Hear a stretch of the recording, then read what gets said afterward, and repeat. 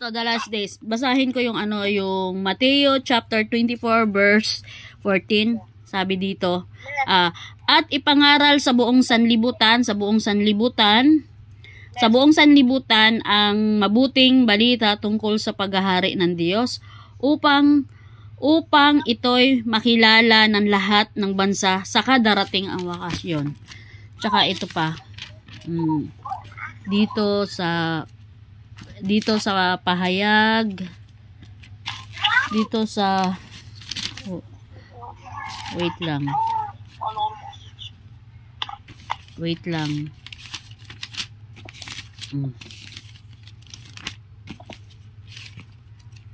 Dito sa pahayag chapter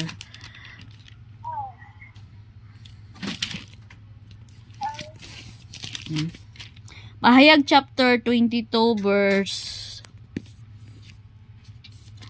11. Ito anak. Pahayag chapter 22 verse 11. Ang masama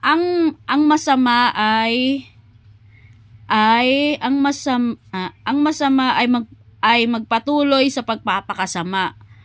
Ang mabuti ang magpapakasama, ang marumi sa kanyang pagpapakarumi, ngunit ang mabuti ay magpapatuloy sa pagpapakabuti, at ang banal sa pagpapakabanal. Yon.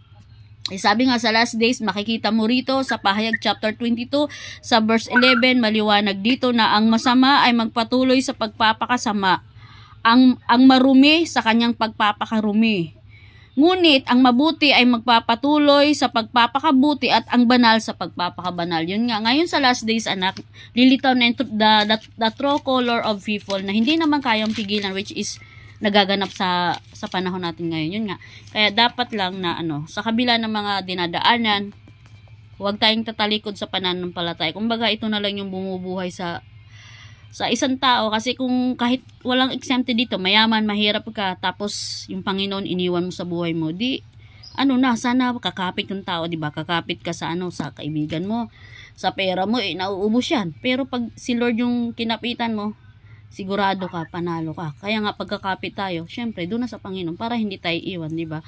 Kahit makasalanan tayo, still ang Panginoon nandun yung pag-unawa at pagtanggap sa mga anak niya, na tayo kasi bilang tao, nasa flesh pa tayo.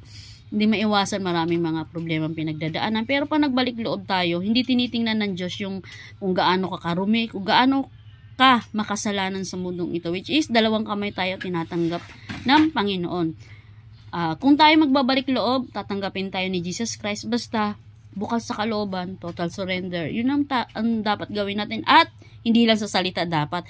Isinasapamuhay ang pangangaral. Yun lang na. God bless. Ingat kayo dyan.